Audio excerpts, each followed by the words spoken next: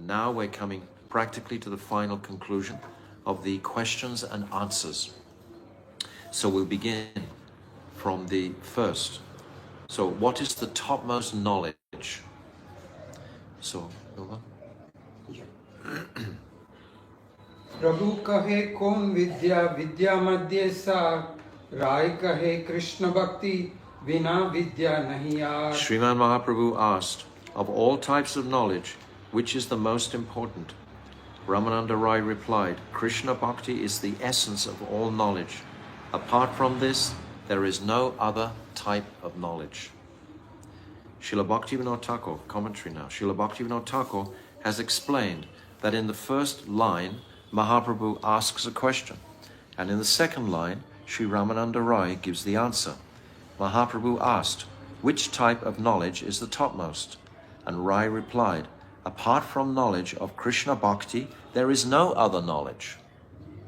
This means that although the jiva is an eternal servant of Sri Krishna, because of Sri Krishna's external or illusory potency, the jiva forgets his constitutional position and considers his temporary gross body to be his eternal identity. This is also described in Jivadhamma in the first and second chapters. It's called nishag, this illusion about my identity. And the beautiful example is given of a block of ice.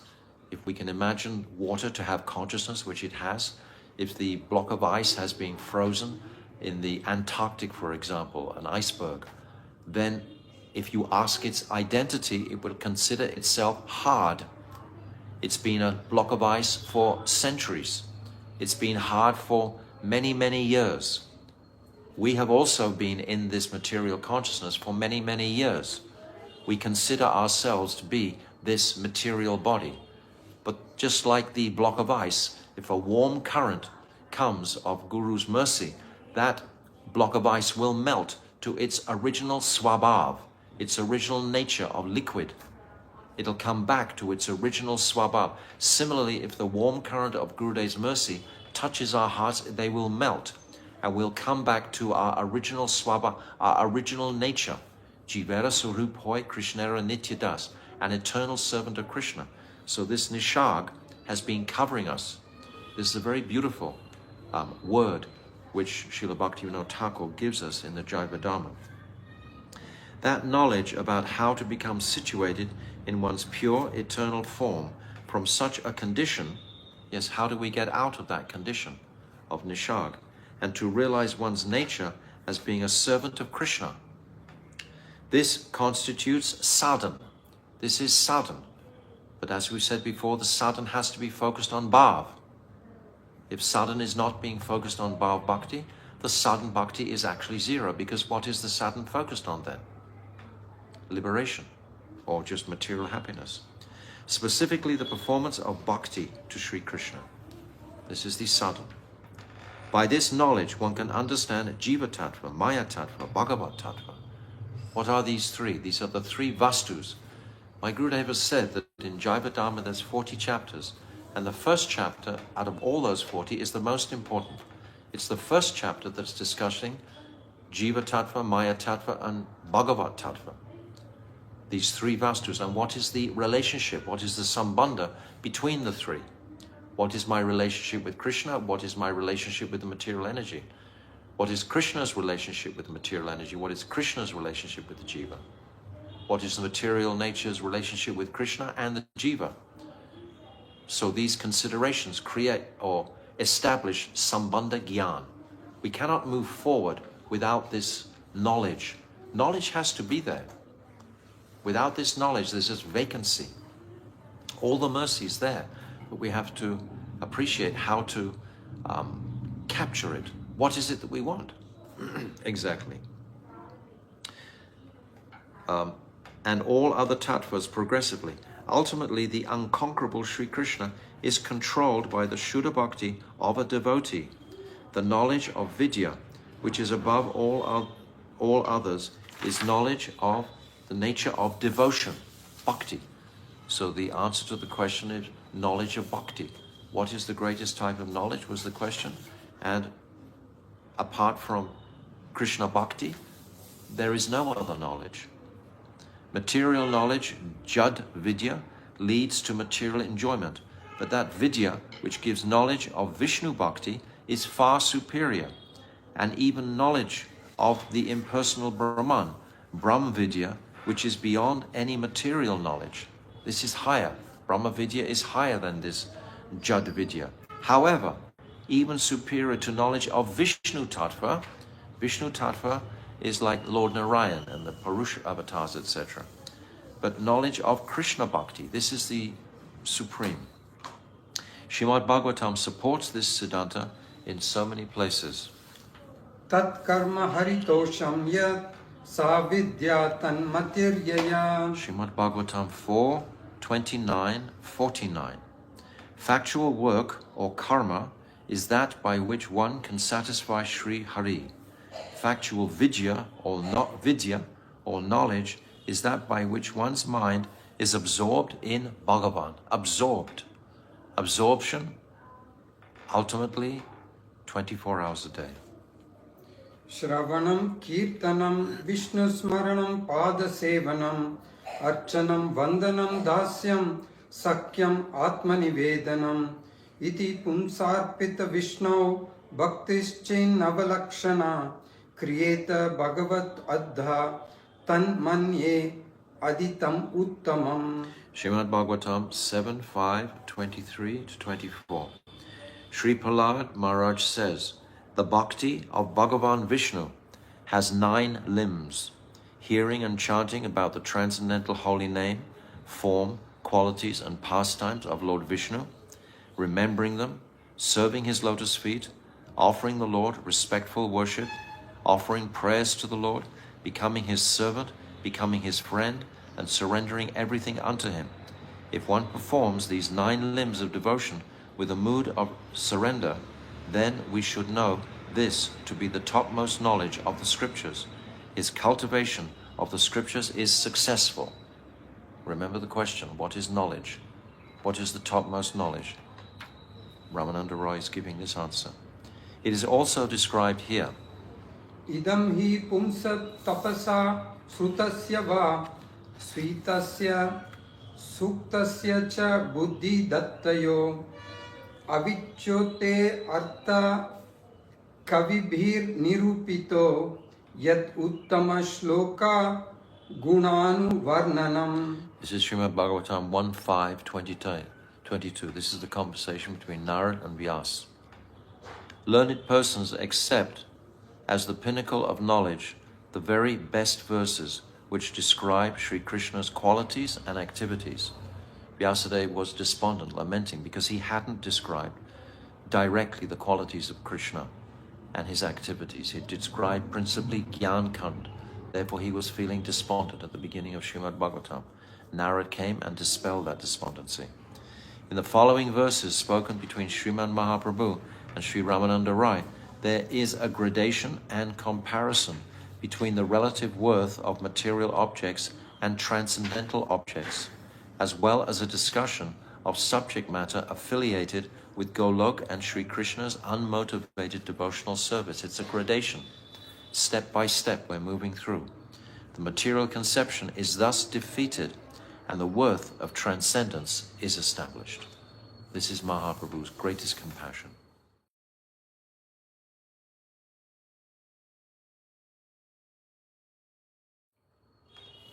What is the most glorious act? Kirti gana madhye jiver kon bada kirti Krishna bhakta baliya yahar haya khyati. Sri Chaitanya Mahaprabhu then asked, out of all glorious activities of the jiva, which is the greatest? Sri Ramananda Rai replied, to be called a devotee of Lord Krishna is the topmost glory of the jiva. In the material world, there are many, many glories that may be attributed to a jiva, like wealth, wonderful qualities, intelligence, or fame. However, all such reputation is related to this material body. Upon the body's demise, this fame is destroyed along with it. It's very interesting. If you reach the 12th canto of Srimad Bhagavatam, there are 2 chapters with long lists of great, great, glorious kings in the past, and they've just been reduced to a little bit of ink on a page now. These kings were glorious in their time. They had empires, etc. So great was their apparent control. And yet now, historically, they're just simply reduced to some ink on a page. And we get list after list after list after list that Shukadev is enumerating. So this is a fascinating appreciation. How temporary is this reputation and material acclaim and control, etc. The greatest form of fame in this world is therefore to become a premi bhakta, because such fame is directly related to the soul, which is eternal. It's an eternal fame that will be quality, which will be manifested. The soul is unending and eternal. Factually, it is composed of eternality, knowledge and bliss, Sat Chit Anandamaya. Since the soul is never destroyed, the devotees of Sri Krishna are likewise never destroyed. Devotees of Krishna are just like a boat, and one cannot know how many jivas they shelter and ferry across the ocean of birth and death. The devotees alone secure the qualification to serve their worshipful Lord. Performing such service, they successfully dispel lamentation, illusion, and attachment forever. These are the great anarthas, the great illusions that are covering the conditioned jiva.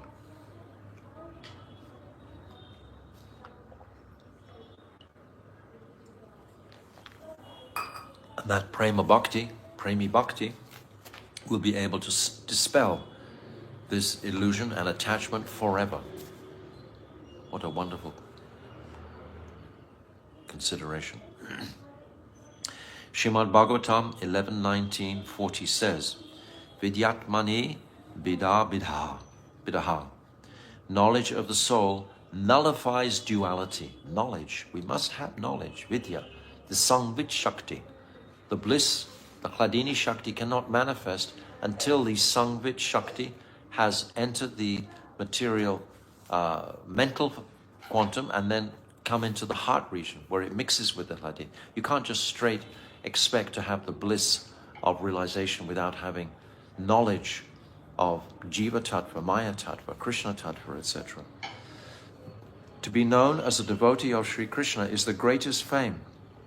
It is the Jiva's considered opinion, due to his greed for material objects of sense enjoyment, that service to inert matter constitutes the greatest fame.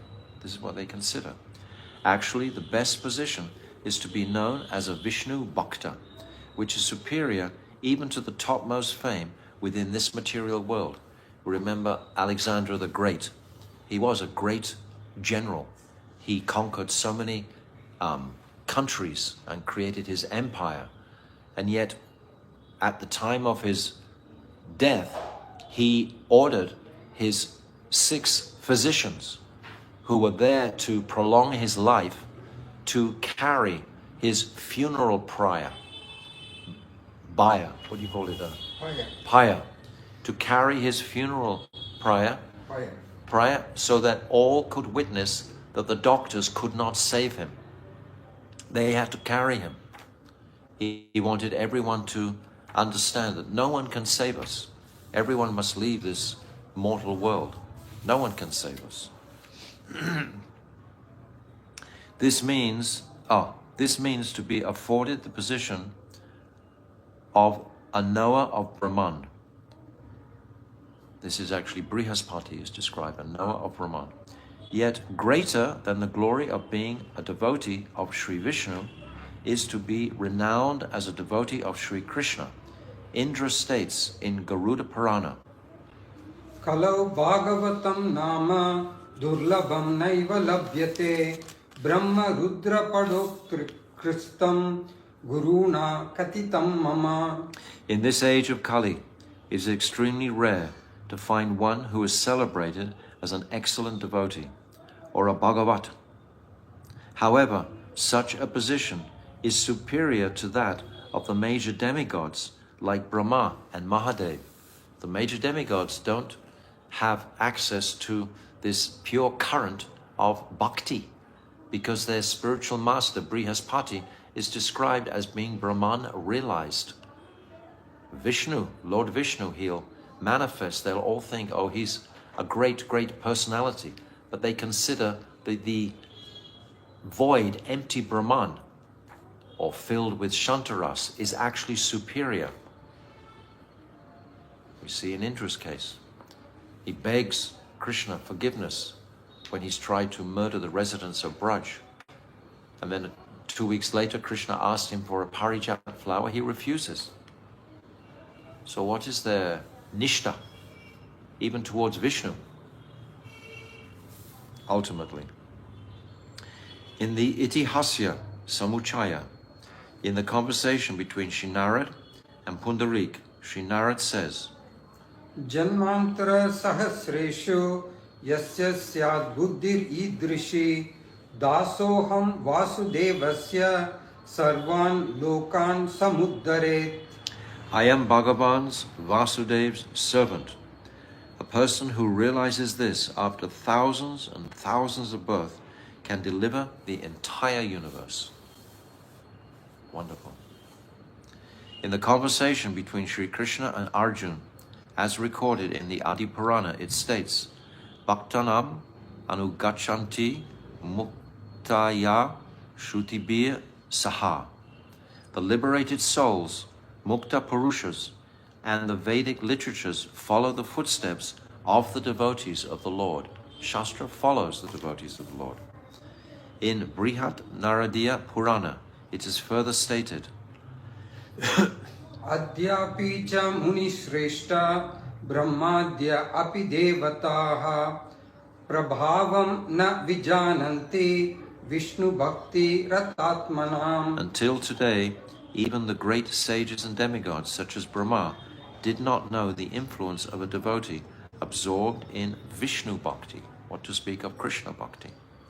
The Garuda Purana similarly states, Brahmanam sahasrebhya satra yaji vishishyate satra yaji sahasrebhya sarva vedanta paraga sarva vedanta vitkotya Vishnu bhakto vishishyate Vaishnavanam sahasrebhya ekant eko vishishyate ekantinastu purusha gachanti paramapadam.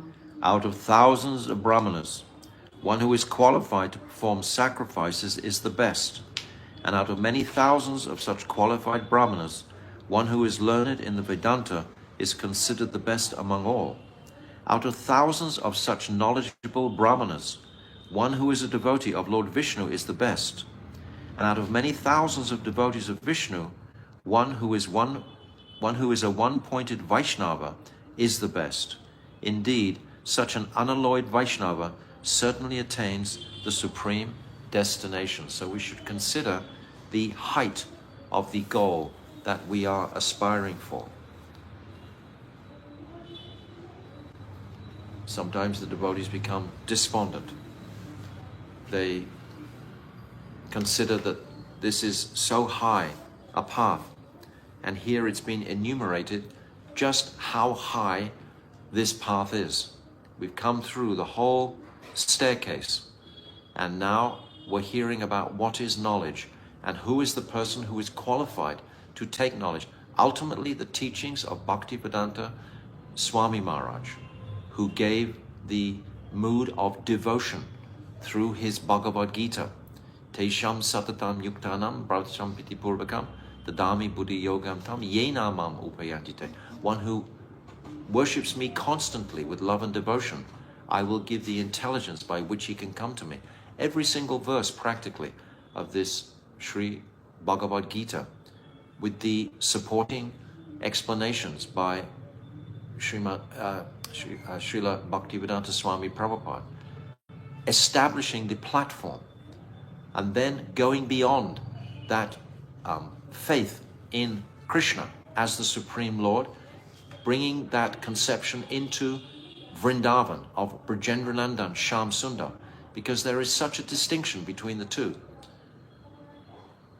Parthasarathi Krishna on the battlefield with Arjuna is a different personality.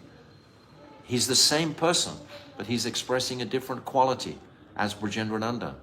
So through this Ramananda Rai Sangvad, we're coming to an even higher conclusion. The very highest, topmost consideration of Brajendrananda and Shyam Sundar in Vrindavan. And we are hearing now about the doorway to access service to that realm of Vrindavan through the Anugatya of the Braja Ramanis, the gopis of Vrindavan. This is our pathway. So this is the conclusion, the concluding words of this Ramananda Rai Sangha. And there's many pages here describing and verses accentuating the description of knowledge. What is knowledge? And what is higher? What is higher? We need to understand the different gradations, because there are so many levels. If we sit in a room full of 10 or 15 or 20 people, even 3 or 4 people, we appreciate the different degrees of adhikar in each person. It's a very unique situation. But now we're being exposed to the very highest consideration that is possible to achieve. So Sri Ramananda Rai Sangvad ki jai, Srila Gurudev ki jai, Ananta Kota Vaishnava Vrinda ki jai, Gaur Premanande.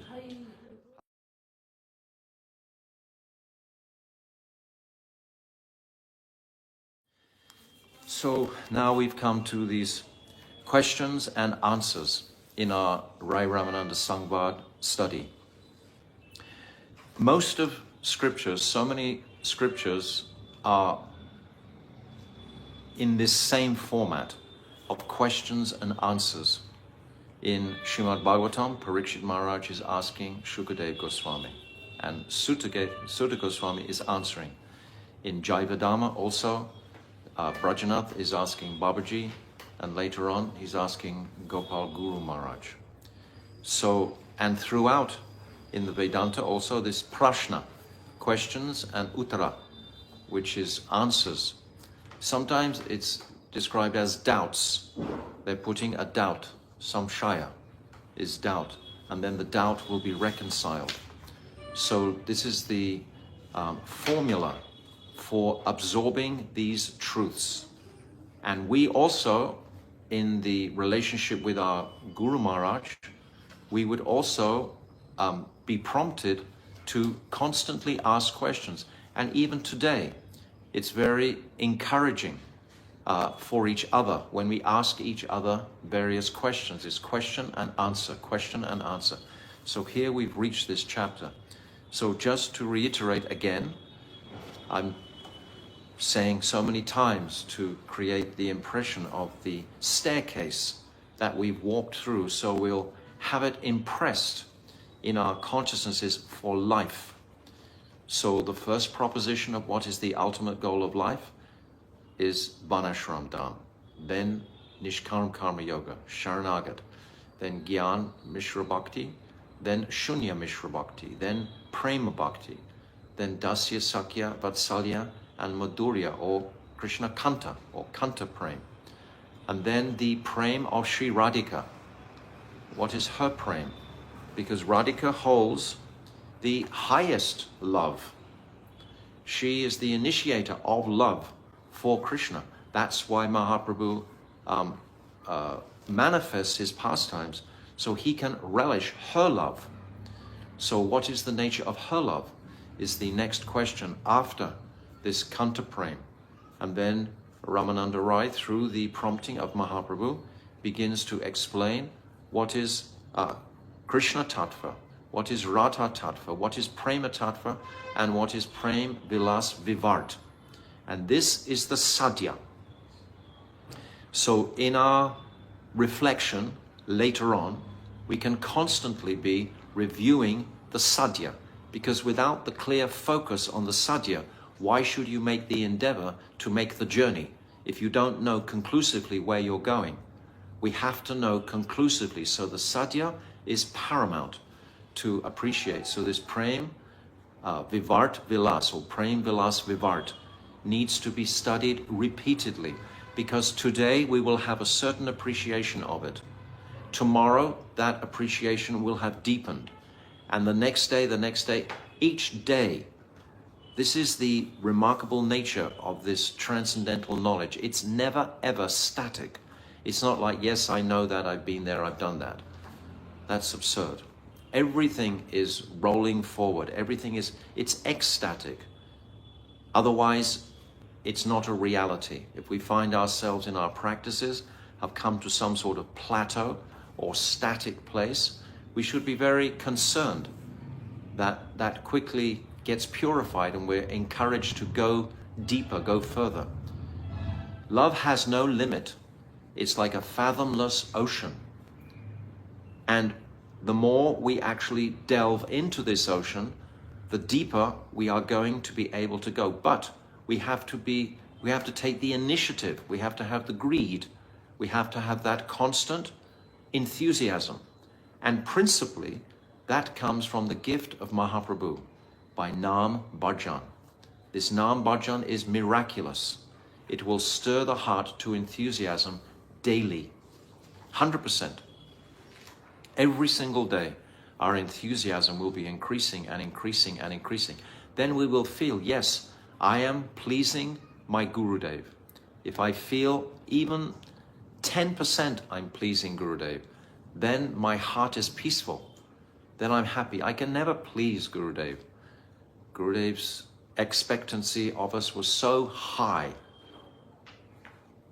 How can we come to that standard that he desired for us? But even if I reach 10% or 15%, then I will feel very satisfied in my heart. Yes, I'm progressing. Gurudev is there always. So to go deeper every day. And the way to progress is by questions and answers. This is the Abhidheya. So this is the section, the final section basically, that we're up to. Mahaprabhu is himself sharing the questions. And now we're into the question, what is the topmost knowledge? And there's many pages, there's many verses. What is the topmost knowledge? Without this education in what is Gyan, what is knowledge, how can we erect the pillars of Rasa Tattva? Without knowledge, knowledge must be there of Shastra. So we can listen carefully to this praman for knowledge that we're going to hear in this chapter. So we're on page 210 of the Ramananda Rai Sangvad book. So yesterday we reached the verse 211, in 211, sorry. That's my closest. From the Garuda Purana, you said that verse? We finished that. So I'll just read the translation from the verse that we read yesterday, in the middle of page 211. This Brahmanam Sahasrebhya Satra Yaji Vishishyate. Out of thousands of Brahmanas, one who is qualified to perform sacrifice is best. And out of many thousands of such qualified Brahmanas, one who is learned in the Vedanta is considered the best among all. Out of thousands of such knowledgeable Brahmanas, one who is a devotee of Lord Vishnu is the best. And out of many thousands of devotees of Vishnu, one who is a one-pointed Vaishnava is the best. Indeed, such an unalloyed Vaishnava certainly attains the supreme destination. So throughout Shastra, it's proclaiming that the Vaishnavas ultimately they hold the ultimate crest jewels, which are the teachings of Rupa Goswami Pad, given in the heart by Sachinandan Gaurahari. There is no other higher teachings than this. All the way through, we look historically from the different ages. It's only Mahaprabhu who is giving this enormous gift of Braja Prem. So now we move forward. In Srimad Bhagavatam 3.13.4, it is stated, Srutasya pumsam suchira shramasya nanam jasa suribhir iditokta tat gunanu shravanam mukunda Padharavindam hridayeshu yesham. O Muni, hearing the qualities of a devotee in whose heart the lotus feet of Sri Mukunda are always present, is the main fruit of one who has undergone long, hard endeavor in the study of the scriptures. This is the opinion of learned persons. And then again, in the Narayan Vyuha Stava, it is said, Naham brahmapi bhuyasam tvad bhakti rahito hare tvayi bhaktastu kitopi bhuyasam janma janmasu. I do not aspire to take birth as Brahma. If I am born as a Brahma devoid of devotion, if I am to be a Brahma devoid of devotion, I am praying to get the association of your devotees, even if I have to take thousands of births as an insect. Only this devotion, this bhakti to the Supreme, is going to satisfy the heart. Nothing else. Swadharmanishta sata janma vippuman virinchatam eti tata paramam himam avyakritam bhagavatota vaishnavam padam yataham vibhuda kalayaye. Srimad Bhagavatam 4:24-29. Sri Mahadev says to Sri Maitreya, a person who properly executes his occupational duty or Varnashram Dharma for 100 births becomes qualified to occupy the post of Brahma. And if he becomes even more pious, he can approach me, Lord Shiva. A person who is an unalloyed devotee of Sri Vishnu is immediately promoted after death to the supreme destination, which is completely beyond the material universe. I myself, in my Rudra form, as well as other ruling demigods, attain these planets only after the destruction of this material world and our positions within it. So, this pralaya or Mahapralaya is the only time that the devas can attain something beyond this material world. The devas, we understand, are burning up their boga results, their credits, boga yoni.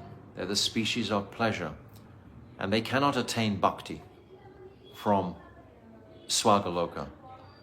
So when the Mahapralaya takes place, then they have the opportunity to be reborn, or when their pious credits expire, they can take birth in this karma yoni atmosphere of this earthly planet, and then from here attain to the spiritual realms.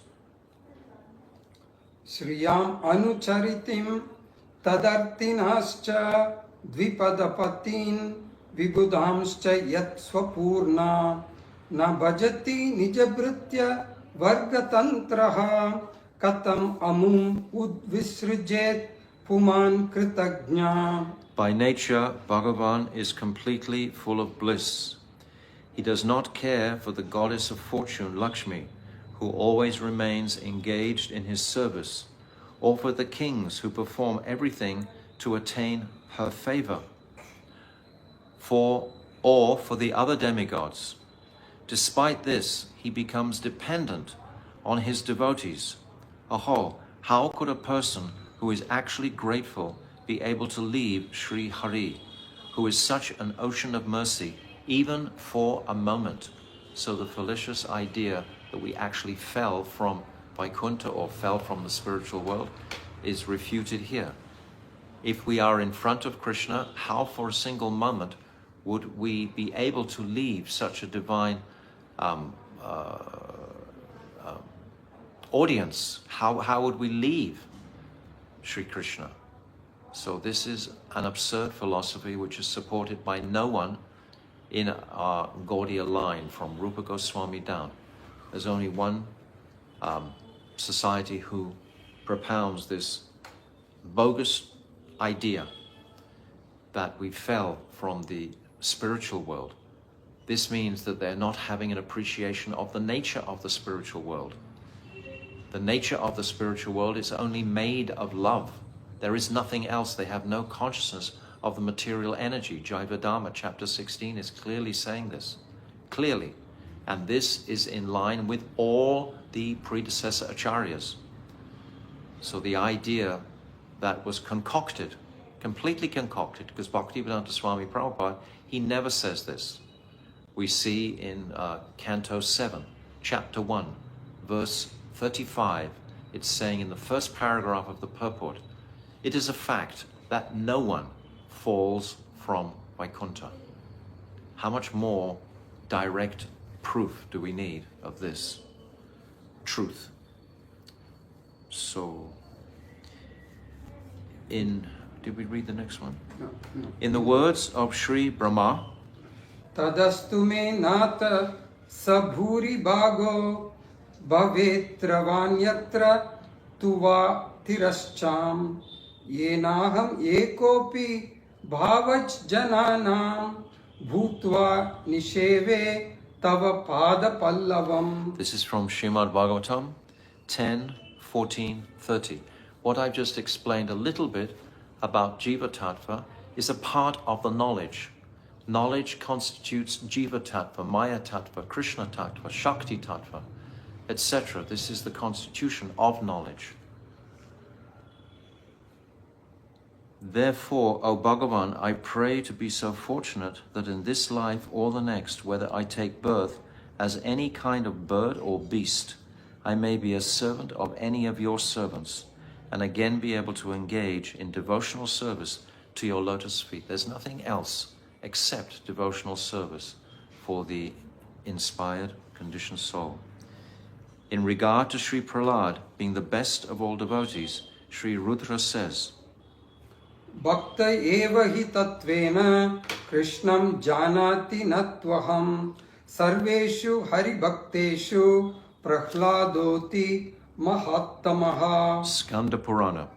A devotee is one who understands Krishna in truth, these various tattvas that we're discussing. I am not among them. Amongst all of Sri Hari's devotees, Prahlad Maharaj is the best. I'll read that again. A devotee is one who understands Krishna in truth. I am not among them. Prahlad is feeling humble. Amongst all of Sri Hari's devotees, Prahlad Maharaj is the best. Okay, in addition, Kwaham raja prabhava isha tamodikesmin jata suretara kule kwa tavanukampa na brahmano natu bhavasya navai ramaya yanmerpita sirasi padmakara prasadaha. this previous verse in Skanda Purana, I believe, is spoken by Mahadev himself. And he's saying in his humility that he is not a great devotee, but that Prahlad Maharaj is. So he's directing Narad to take shelter of Prahlad, not himself. So now this last verse was 7, 9, 26, which is again is Prahlad Maharaj. Prahlad Maharaj is saying, "O my Lord, just look at my position. I was born in a demoniac family full of the hellish material qualities of passion and ignorance. What is to be said of your causeless mercy? You are glorious. You offered your supreme mercy and kept your lotus hand on my head. This is the topmost reward and fully removes material miseries. You never did this for Lord Brahma, Lord Shiva, or even Lakshmi Dev." So Prahlad Maharaj is expressing his amazement that he's been benedicted with this, even though he was born in such a low family of a demon race. Bhavanti purusha loke madbhaktas tvam anuvrataha bhavan me kalu bhaktanam sarvesham pratirupadrik. Srimad Bhagavatam 7:10-21. Bhagavan Sri Nrsingadev is saying, "O my son Prahlad, the people in this material world who will follow your example will become my devotees. You are an ideal for all of my devotees. This is why Srila Bhaktisiddhanta Saraswati, he's told us that we should read this Prahlad Charita at least 100 times in our lives. He is the example of what quality? Nishta. This quality of Nishta is what Prahlad is demonstrating in his life. Absolute Nishta. The Pandavas are far superior even to Bhakta Prahlad. Yuyam nriloke bata bhuri bhaga lokam punana munayo biyanti yesham grihan avasatiti sakshat gudam param brahma manushya lingam sava ayam brahma mahatvim griya kaivalya nirvana sukhanubhutihi priya suhridva khalu matuleya Atmarahaniyo vidikrit guruscha. So my Gurudev is walking through the steps described in Brihat Bhagavatamrita, when Narad is inquiring from the different personalities who is that highest devotee. So the spiritual master of the demigods, Sri Narada Muni, said to the Pandavas, O Yudhisthira, of all the people on this earth planet, your good fortune is exceedingly glorious, because the absolute truth, Parabrahm, the all-pervading Supersoul, has taken a human form and secretly lives in your palace. Great saintly persons who purify the entire creation again and again visit you and your palace for his darshan. Greatly saintly persons continuously search for him, the Paramatma and Brahman. We say this verse, Aho Bhagyam, Nanda Gopa,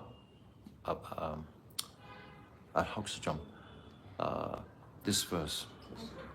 And the all-peaceful embodiment of topmost ecstasy, who is completely devoid of even the slightest trace of Maya.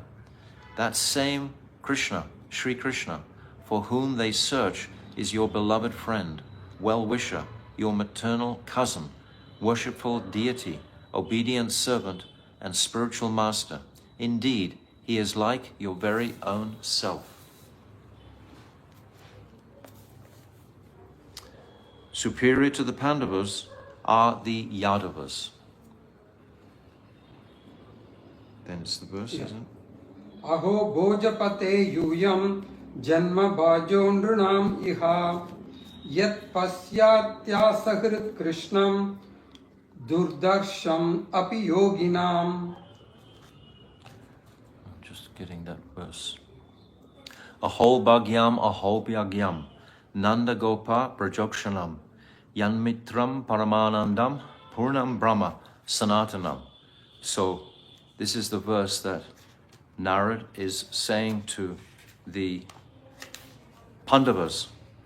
How greatly fortunate are Nanda Maharaj, the cowherd men, and all the other inhabitants of Brajbhumi. There is no limit to their good fortune, because the absolute truth, the source of transcendental bliss, the eternal supreme Brahm, has become their friend. So Narad is also quoting this verse in relationship to Nanda Baba, of how exceptionally great he is. So this is Bhagavatam 10:82-28. At the time of the solar eclipse at Kurukshetra, the assembled earthly kings said, O king of the Bhojas, Ugrasen, among all the men of this world, only the lives of you Yadus are truly successful. You are glorious, you are greatly blessed, because you continuously behold Sri Krishna, who is rarely visible even to great yogis. So this is the glorification of bhakti and those who have embraced pure bhakti. The Yadus, for example, are extremely fortunate personalities. They live with Krishna in Dwarka. They glorify him daily. So next verse. Tadarshana sparshanupata prajalpa sayya sanasana sayuna sapinda bandha yesham grihe niraya vartmani वर्ततां वः स्वर्गोपवर्गविरामः स्वयं आस विष्णुः. Srimad Bhagavatam 10:82-30. O Ugrasen, you have marital and blood relationships with Sri Krishna. Not only that, you constantly see and touch him, and you walk, talk, sleep, sit, and dine with him. You are caught in the net of family affairs, which is the path to hell. But in your palace, the all-pervading Lord Vishnu, the mere darshan of whom makes one forget about residence in heaven and liberation, has taken one form and resides there with you. Uddhava is superior to the Yadus. So we're walking through this staircase that is described in the Brihat Bhagavatamrita. Actually begins with Dhruva Maharaj, this Sakam Bhakta. And then it comes to Prahlad Maharaj, who is a Siddha, but he's in Shantaras. His quality is Nishta, as we've described. And then following Prahlad Maharaj is Ambarish. Ambarish is a sadhak. He's not a siddha, but he's performing his bhajan in Braj. And then we have Hanumanji, who is a Rag Atmika, because his Atma is soaked in Rag. So Hanumanji, his exemplary devotion to Sri Ram is demonstrated. And then following Hanuman, we have the 5 Pandavas. This is, I forgot the name.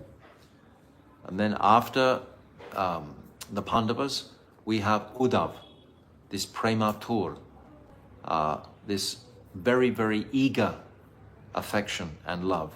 But then after Uddhav even, then there are the Brijbasis, then it goes into a whole nother gradation. So this is the gradation that is given to us in Brihat Bhagavatamrita.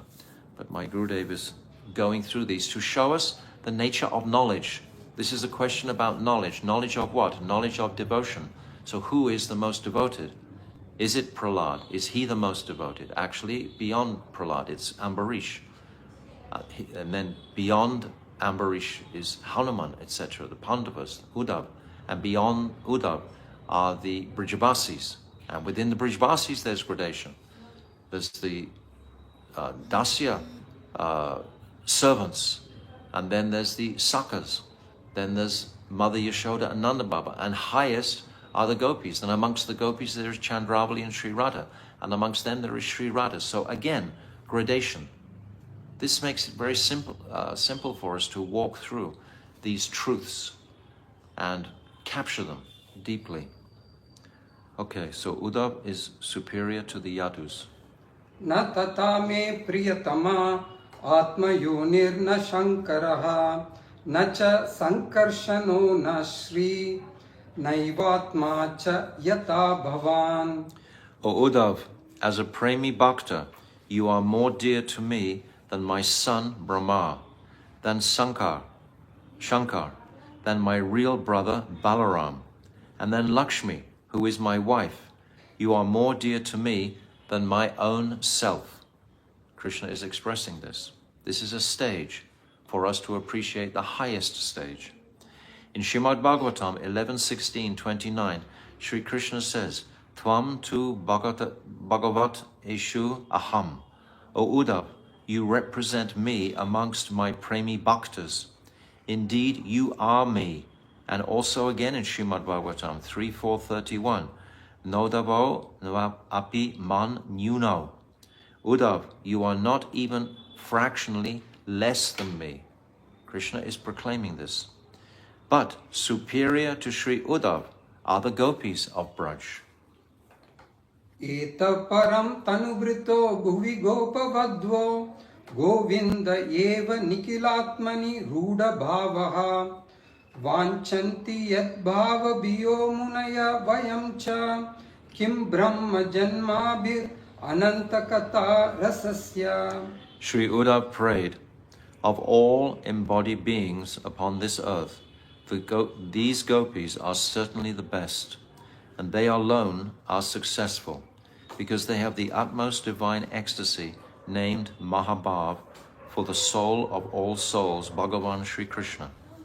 Their most exalted loving position is coveted not only by those who are desirous of liberation due to being afraid of material existence, not only by great saints and liberated Mukta Purushas, but also by devotees such as myself.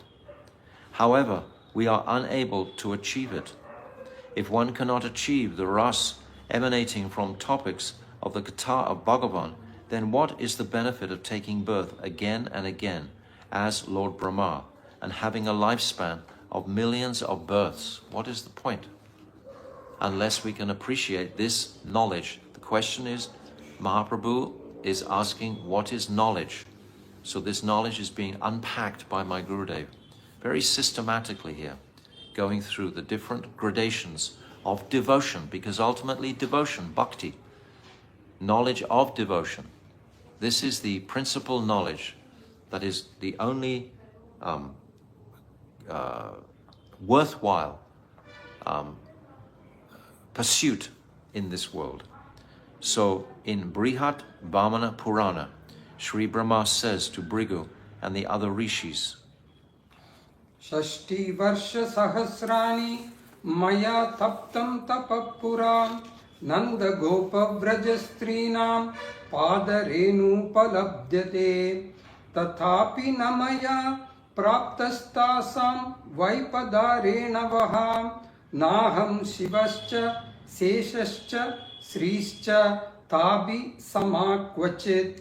although I performed severe austerities for 60,000 years to attain the dust of the Brajagopis' lotus feet, I was unable to attain it.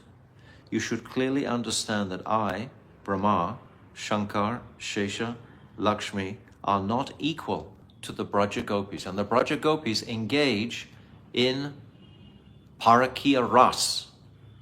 These are the topmost respectable personalities in the universe, and they are glorifying the Brajadevis, the Brajagopis. So what is the position of that Parakiya Ras? We should purify any misconception or hesitation about its nature and fully appreciate the surrendered mood that the gopis are able to demonstrate by leaving all of their material lives, their families, etc. This Shamshaya, the cutting off all material shackles and running to Krishna. Their love is the highest in existence. Srila Vishwanath Chakravarti Thakur says, the highest exhibition of love is shown by the gopis of Vrindavan. This is our path. Our path is love alone. So we are looking at who holds the highest conception of love. And previous to this chapter, we talked about the under the guidance of the Sakhis. So this is a continuation of that understanding. It's only by the Sakhis, the Brajagopis, this Gopi Anugatya. In the Adi Purana, Sri Bhagavan says, Na tatame priyatamo brahma rudrascha parthiva na cha lakshmir na chatma cha yata gopi jano mama. O Partha, Arjuna, not even Brahma, Shiva, Lakshmi Dev, or even my own self is as dear to me as the gopis of Braj. So understand, when Krishna is saying like this, he means it each time. He says that Uddhav is the greatest devotee, and he means that. He is the greatest devotee. But simultaneously he will say to the Brajadevis, you are the greatest. You are my heart and soul. And he will even say amongst the gopis to each one individually, you are my heart and soul. And that is completely how Krishna feels. And the next one is also his heart and soul, and so on. So try to reconcile this. Among the Brajagopis, Srimati Radhika is the most excellent, and Sri Krishna is indeed her dear most beloved. Taking her mood and complexion, he came as Sri Gauranga, whose topmost confidential servitor is Sri Rupa Goswami Pad. Sri Rupa's single-pointed followers are widely celebrated as Rupanugas, and he is described thus in Chaitanya Chandramrita. Astam vairagya koti भवतु समधमः शान्ति मैत्रादिकोटिः तत्त्वानुध्यानकोटिः भवतु भवतु वा वैष्णवी भक्तिकोटिः कोट्यंशोऽपि अस्य न स्यात् तदपि गुणगणो यस्वतः सिद्ध आस्ते श्रीमच्चैतन्यचन्द्रप्रिया चरणनख ज्योतिर् आमोदभाजम्. Persons who are receiving the bliss coming from the rays of the effulgent toenails of the lotus feet of Sri Chaitanya Mahaprabhu's beloved devotees are fully qualified with all transcendental qualities. This is our Guru Varga. The unlimited good qualities that are found in the devotees of Vishnu, such as strong renunciation, equanimity, sense control, forgiveness, and friendship with all living entities, even if multiplied millions of times, cannot be compared to a fraction of the transcendental attributes of those who are the recipients of the mercy of the devotees of Sri Chaitanya Mahaprabhu. This is knowledge. This is knowledge. Knowledge of who is a Vaishnava. Knowledge of what is transcendental knowledge. What is transcendental prem.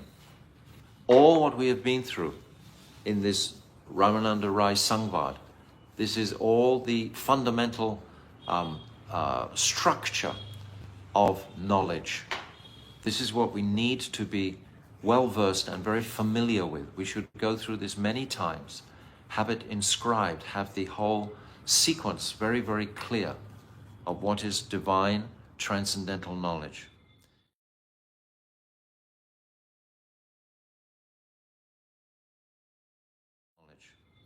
Now we come to the third question. What is the greatest treasure?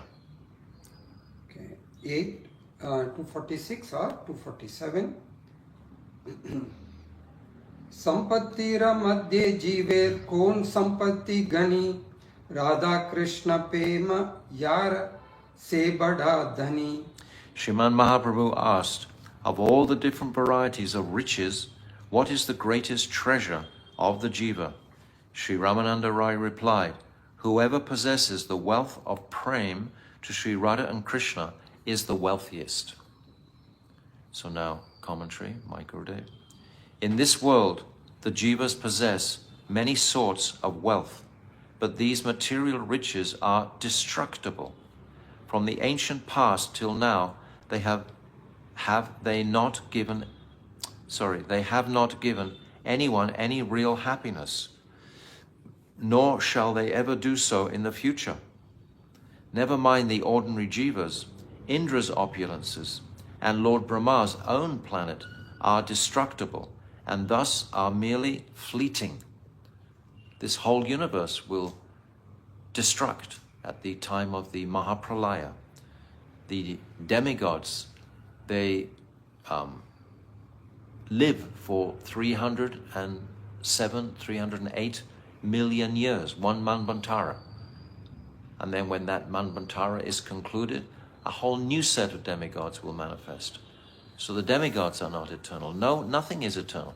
What to speak of riches in this world? When we appreciate the eternality, the splendor and power of our eternal selves, anything material is completely insignificant. Such wealth may be destroyed at any moment, yet whoever possesses the wealth of prem to Sri Radha and Krishna is truly the wealthiest person. Even if today someone is very wealthy, actually in a moment their wealth can be lost. The banks, etc. in the world, they can close, they can fold, they can just collapse. Share market crashes. Yes, share market crashes. So many things can happen on the planet. Why can we depend for a moment on any material wealth?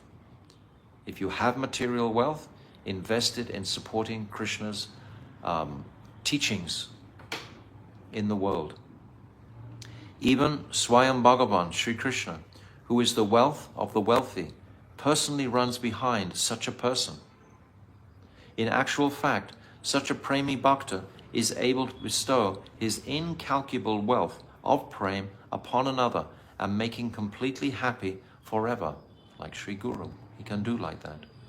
The suffering jiva is full of material desires to enjoy and is totally addicted to matter. He pursues sense gratification and so considers the attainment of material wealth to be his primary duty, isn't it? All governments are pushing economic development, etc. This is the principal idea of governments generally, and so many will fall in line behind this. But if one comprehensively deliberates upon the various categories of wealth, which with subtle spiritual discrimination, then factually no other wealth can compare to the wealth of prem for Sri Radha and Krishna.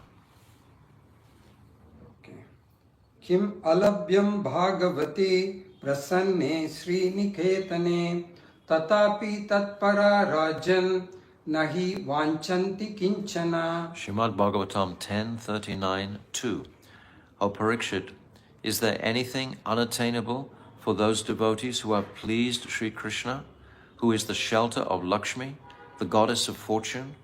Such devotees can obtain whatever they may fancy, even though they do not desire anything. Those devotees can attain anything.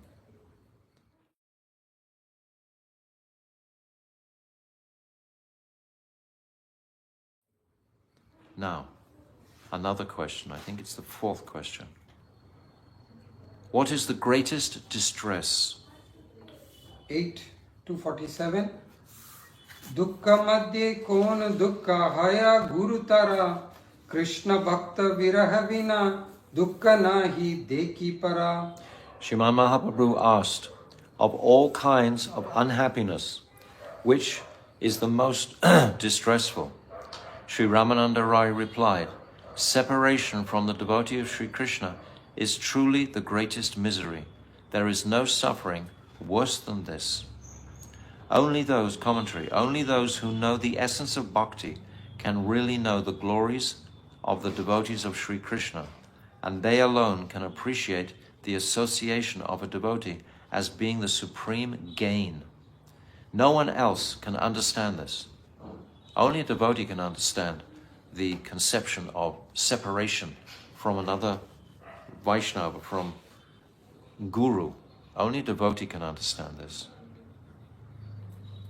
Swajivanadika prartaya Sri Vishnu jana sangate vichedena kshanan chatra na sukhamsam labhamahe. Brihat Bhagavatamrita 1.5.54. Maharaj Sri Yudhisthira said, in fact, the association of devotees of Bhagavan Sri Krishna is more precious to us than our own life. On the other hand, due to separation from those very devotees in this world, we cannot get even a moment of happiness now. Krishna says elsewhere,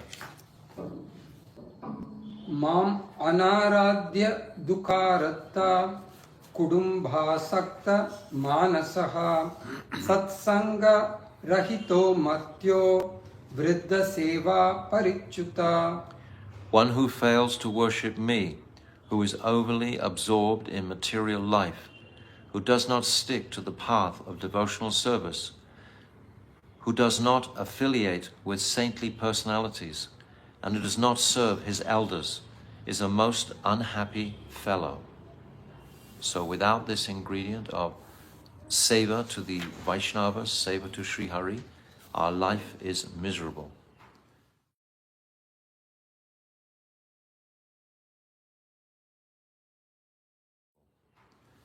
Now we'll just do this last one. Who is truly liberated? 8:248 Mukta madhye kon jiva mukta karimani Krishna prema yar se mukta shiromani. Sri Mahaprabhu then said, out of all liberated persons, which jiva should be accepted as truly liberated? Ramananda Roy replied, he who has prem for Sri Krishna is the crown jewel of all liberated persons. Only prem is the wealth and what counts in who is truly liberated. The real meaning of mukta, or liberated soul, is one who is freed from material bondage. Those fortunate persons in whom Krishna Prem is present are factually the crown jewels among liberated personalities. Parikshit Maharaj has said, Muktanam api siddhanam narayana parayanaha sudurlabha prasantatma kotishvapi mahamune. Srimad Bhagavatam 6.14.5. O great sage, even out of millions of perfected and liberated persons, it is very difficult to meet a Mahapurush who is completely and exclusively dedicated to Bhagavan. Such a Premi Bhakta day and night remains immersed in the pure nectar of Krishna Prem, and by continually savoring that indescribable nectar, he becomes forgetful of his own body. Okay. Jai prema bhayo mana mohana se vanai chhod diya sabara ghar bhara bhava vibhora rahe nishi dina aura nayana bahata avirala dhara मस्त रहे अलमस्त रहे भाके पिछे दुलात नंद को लाला सुंदर ऐसा भक्त के हिता बहु बहुहे prasarata madana gopala. Those who have love and affection for Madan Mohan, Sri Krishna, leave everything for him, including wife, children, relatives and home. They are always sinking in love and affection for him, and due to that love, tears continually flow from their eyes. Such devotees are always blissful, and Sri Krishna always follows behind them, wherever they may go. Madan Mohan, Sri Krishna, waits to embrace such devotees with arms wide open. This describes Sri Krishna Akashani Tasa. Krishna is attracted himself to those Premi Bhaktas. A Krishna Premi Bhakta is factually liberated in the above manner. So all of these descriptions of who is liberated. So we'll stop here today and continue the questions and answers tomorrow, Saturday. So very remarkable to consider all these questions as being part of the abhideya, part of the gift of knowledge that Mahaprabhu is presenting for the jiva's welfare. Once we know what is knowledge, who is truly liberated, these other considerations, we're coming to what is the greatest song, what is the most glorious act, etc. All of these constitute pure knowledge, and that knowledge is a jewel, a wealth, the wealth of the conditioned jivas. So Sri Rai Ramanand Samvad Ki Jai. Gaur Premanandi Hari Hari Bol.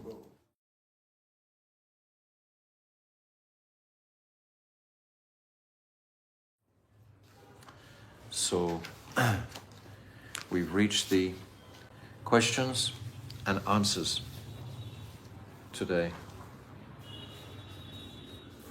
We've come through all the different steps and stages from Vanashram, Nishkam Kama Yoga, Sharanagat, Gyan, Mishra Bhakti, Gyan Shunya Bhakti. Did I miss one out? And then we come to Prema Bhakti, but it's in Shantaras, and then Dasya, Sakya, Vatsalya, and Madhurya, or Kantak Prem. And then Radha's love for Krishna, which is the principal potency, the principal power, Shakti. Shakti means power, potency, so it's the power of love, is manifesting from Radhika, and Krishna is the recipient of that. And then we have Krishna Tattva, Radha Tattva, then Prem Tattva, then Vilas, Vivart Tattva, Prem Vilas, Vivart Tattva. And then we have Sakhi Bhav, we have the understanding of what is the path, the glories of the Sakhis. This is such an important chapter. The glories of the Sakhis, understanding that we are in Anugatya. We cannot begin to enter Braj without the mercy of the Sakis. The Sakis are the extensions of Srimati Radhika. They're her merciful extensions, and they appear in this world as the Manjaris in our line.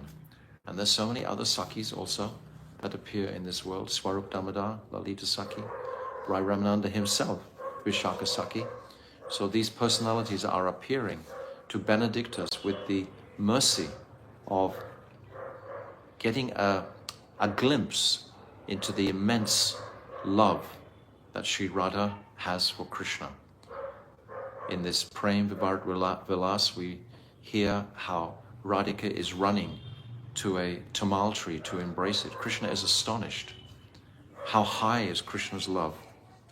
So this is what we're hearing. And the more we hear this, the more we meditate, contemplate on these topics, then the closer we can come to this Braja Prem, this Braja Ras, that Mahaprabhu has given us the passport, especially through such a rasic personality as Srila Bhaktivedanta Narayan Goswami Maharaj. He's literally giving us entrance into these pastimes. I want to be a Palyadasi of Srimati Radhika. This is what he made us repeat countless times.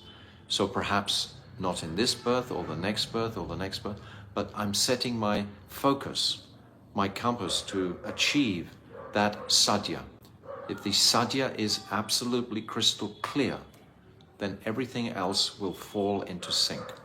So the sadhya, this is what this whole Ramananda Rai Sangvad is demonstrating, is giving us. It's giving us the sadhya. And now we're coming into the abhidaya, how to attain the sadhya. So we know the verse, Kriti sadhya, bhavet sadhya bhavsa sadhanabhida, nitya siddhyasya bhavasya, prakatamriti sadhyate.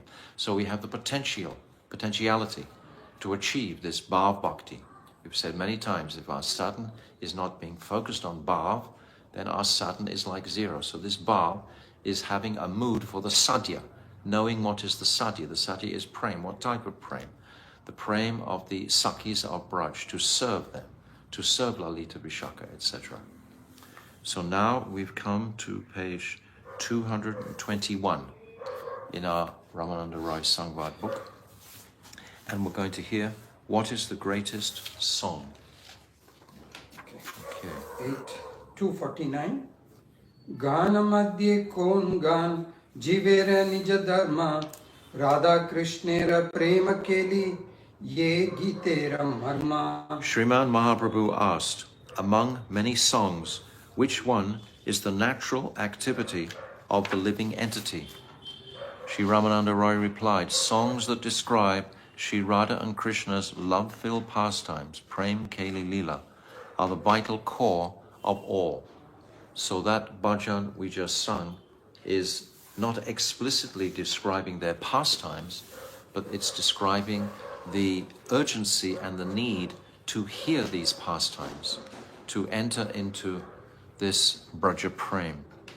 So without intrinsic dharma, nothing can exist.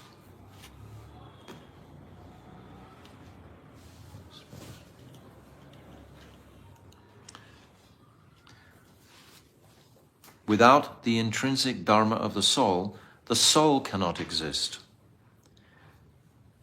The dharma of the soul is to love. That is its dharma. To serve the Supreme. Every question asked by Sriman Mahaprabhu referred to the soul. He never inquired using the words human beings or mankind. For the benefit of the jivas, Sriman Mahaprabhu asked about duties pertaining to the intrinsic activity, Swarup Dharma of the jiva, the internal dharma of the jiva. Therefore, it is the constitutional position of the living being to perform sankirtan, or congregational chanting of the loving pastimes of Sri Radha and Krishna. Owing to the great ecstasy of prem inherent within their amorous pastimes, simply hearing such songs creates an awakening within one's eternal consciousness. Thus, a song that intrinsically consists of such glorification is the real essence of all songs. Those songs that are found in Srimad Bhagavatam, such as Venu Geet, Gopi Geet, Brahmara Geet, Yugal Geet, Pranaya Geet also, are classified as being Swarup Dham, or the constitutional function of the spirit soul. Samaveda is the body of prayers that are also accepted as songs. By nature, the jiva is the eternal servant of Sri Krishna. It is therefore his factual religion to sing about the pastimes of his worshipful deity. Anugrahaya bhaktanam manusham deham astitaha bhajate tadrishi krida yashrutva tatparo bhave. So this is Srimad Bhagavatam 10:33-36. This is spoken at the end of the Rasa Panchadiya. Parikshit, he's inquired from Krishna about the why has Krishna performed such audacious acts as to dance with other men's wives. And Sukadeva Goswami begins to answer in this way. In order to bestow his mercy upon the jivas, Sri Bhagavan manifests his human-like form and performs such pastimes that induce anyone who hears them to become devoted to him. The living beings, now dedicated to the Lord, become ecstatic in prema and begin to sing of his pastimes. This is the process. The best of saints, Sri Shukadeva Goswami, has said that when Sri Krishna goes to the forest for cow grazing, he gets tired from walking so far. Using a friend's lap as a pillow, he falls asleep. Some friends massage his feet, while others fan him very slowly. To please him, while he rests happily, the animals and birds sing of his amorous pastimes with Sri Radha.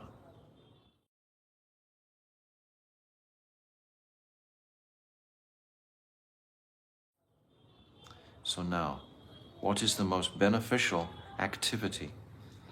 8250 Shreya Madhye Kona Shrey Jivera Hai Sar Krishna Bhakta Sangavina Shreya Nahi Ar. Sriman Mahaprabhu asked, out of all beneficial activities, which is the most favorable for the living entities? Ramananda Rai replied, there is no pursuit more auspicious than to associate with Sri Krishna's devotees. This is the sum and substance also of Jaivadhamma. Constantly Jaivadhamma is mentioning this. Shreya means auspicious. The result of affiliating with Sri Krishna's devotees is that one is able to obtain Krishna Prem. Therefore, the association of these devotees is the ultimate form of good fortune. Having forgotten his Swarup as the eternal servant of Sri Krishna, the jiva instead becomes the servant of the illusory potency Maya, and as he is ground upon the mortar of Maya, he suffers great misery. However, when the jiva gains the association of one of Sri Krishna's devotees by devotional activities, then he has performed unknowingly or even accidentally agyata sukriti. Then, under the shelter of those elevated devotees, he is gradually enabled to comprehend his state of opposition to Bhagavan, whereupon he abandons sensual happiness and begins to internalize himself. The devotees of Sri Krishna are just like veritable touchstones which convert iron into gold, and they can transform the jivas who come in their association into touchstones as well. Manye Bhagavata Sakshat Parshadan O Madhudvisaha Vishnur Bhutani Lokanam Pavanaya Charantihi. Srimad Bhagavatam 11:2-28. This is when Maharaj Nemi, he sees the Nava-Yogendras. The king of Videha, Sri Nimi Maharaj, is saying to Sri Narad, the saint among the demigods, my lord, I understand that you are indeed an eternal associate of Bhagavan, Madhusudan, because such eternal associates travel everywhere in order to purify the materialistic living entities. So in this chapter, we're introduced also to the Nava-yogendras, the 9 sons of Rishabdev, who took to the practice of yoga. Okay. Ata atyantikam kshemam prichamo bhavato gnaha samsaresmin kshanadropi satsanga sevadhir nrinam. O great souls who purify the 3 worlds, Nimi is asking these Nava-yogendras, I ask you, what is the swarup or nature of supreme auspiciousness? And what is the sadhan to attain that? In this world, even half a moment's association with a devotee is the cause of supreme good fortune for mankind. That window has to just open a fraction by the mercy and power of the Mahabhagavad. And then that impression is going to open out all the deepest favorable sanskars and impressions to worship the Lord directly. That is how it happens.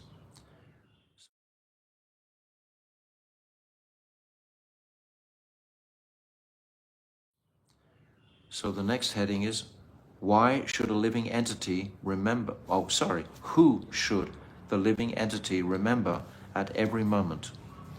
8:251 Kahara smarana jiva karibe anukshana Krishna nam guna leela pradana smarana. Sriman Mahaprabhu asked, whom should the jiva remember at every moment? Sri Ramananda Rai replied, the principal objects to keep in mind are Sri Krishna's names, forms, qualities, and pastimes. So a commentary. In the first stage of sadhana, remembrance is done forcefully. But as the living being's oppositional stance towards Sri Krishna gradually diminishes, to that extent the natural remembrance of Sri Krishna's names, forms, qualities, and pastimes take place. Ultimately, the devotee will not desire to discuss mundane topics, even for a second. It's described even in the stage of ruchi, there is some effort required to experience the higher taste. But in the stage of asakti, there's no effort. It's just flowing by itself. That natural, deep attachment, anurag, for Krishna wakens in the heart. That's at the stage of asakti. And then bhav, it just flows on from there. Dedicated to not wasting even 1 second of time. What is that? It's the stage of bhav, avyakta kalatvam. It's kala atvam, not wasting a moment of one's life. These 9 symptoms of bhav bhakti, avyakta kalatvam, viraktiya manasunyata, ashabandha samutkanta, namagana sadaruchi, ashaktis tatgunat kene, pritistis, vishate stale. These 9 symptoms of bhav. So from when this natural flow of attraction is coming at the stage of asakti, then bhav will make its appearance. He thus considers wasting a moment as being equivalent to universal devastation. This is how the gopis describe a moment of absence from Krishna. Yugayate ramishena chakshusam sunyayitam sunyayacham jagat sarvam govinda viramaheme. That the Mahaprabhu is saying in Shikshastikam, 1 moment is like devastating for them. Tasmat sarvatmana rajan ari sarvatra sarvada srotavya kirtitavyascha smaratavyo bhagavan nrinam. Srimad Bhagavatam, 2nd canto, 2nd chapter, verse 36. Therefore, O Parikshit, human beings always and in every circumstance, with their complete energy, should remember, glorify, and hear about Bhagavan Sri Hari. So in this chapter, Shukadeva has made his appearance at the beginning of the 2nd canto, and now he's expressing this to Parikshit Maharaj. Sri Jiva Goswami, commentary, Sri Jiva Goswami in Sri Bhakti Sandarbha has described 5 types of smarana, or remembrance. They are smarana, to initially inquire just slightly about Sri Krishna. 2. Dharana, to remember Sri Krishna to a limited extent. 3. Dhyana, to experience a partial manifestation or catch a momentary vision of Sri Bhagavan in the heart, or to glimpse his form, dress, or ornaments. Drita Smriti. 4. To retain a fixed meditation upon Bhagavan. Fixed now, fixed. These are all stages, like we've been through in the whole, this Sangvad, of steps, stages. So now here's another 5 stages to appreciate. And then number 5, Samadhi, to receive darshan or spurti of Bhagavan's leelas, which are filled with varieties of ras. Sri Krishna's name, form and pastimes are all of the same nature as Sri Krishna. Remembrance of Sri Krishna is the most important remembrance, and which is the foundation or root of the congregational chanting of the holy name. Krishna Nama Krishna Guna Krishna Leela Vrinda Krishnera Swarupa Sama Sabha Chidananda. Chaitanya Charitamrita, Madhya Lila 17, verse 135. The holy name of Sri Krishna, his transcendental qualities and pastimes, as well as the very Swarup of Sri Krishna, are all equal. They are Chid Ananda, or spiritual and full of bliss.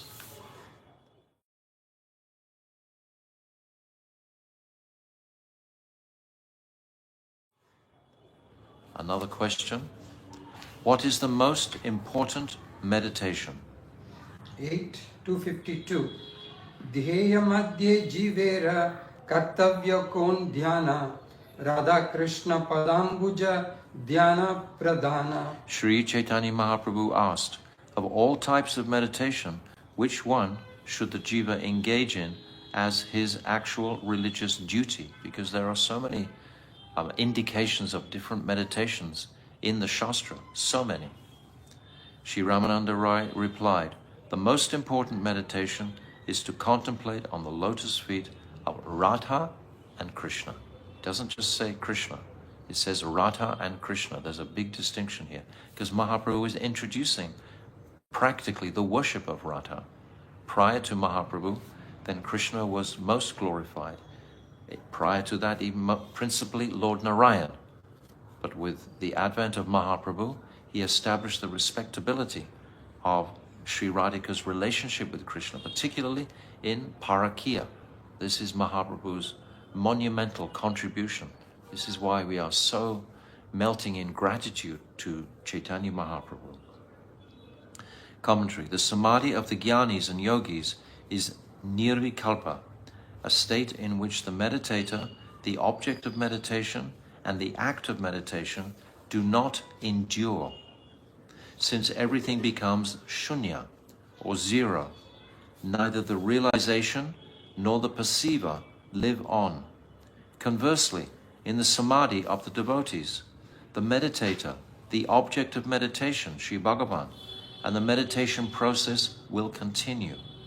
Meditating upon the divine pastimes of the Supreme Person, the devotee obtains spurti, or a vision, within the heart of them, and he actually sees his object of meditation. We were describing yesterday. It's unlimited, fathomless. This ocean is unlimited, fathomless. There's no end to it. It just increases and increases and increases. That's the nature of prema itself, ever increasing. So we should also assess, examine our bhajan, our progress.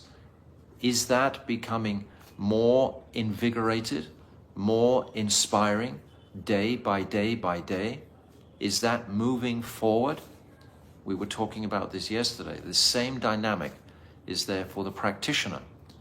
It's never ending. It's always opening to newer and newer horizons of wonderment. Tasmad ekena manasa Bhagavan Sattvatam Patihi Srotavya kirtitavyascha dheya pugyascha nityada. Srimad Bhagavatam 1, 2, 14. Therefore, with a one-pointed mind, one should constantly hear about, chant, meditate upon, and worship Bhagavan, who is very affectionate to his devotees. We need this reassurance from Shastra on our path, just how affectionate Krishna is to his sincere devotees who are desirous to reawaken their constant affection and service to his lotus feet. This requires practice. It requires dedication, sincerity, enthusiasm, daily. It has to be constant to be realized.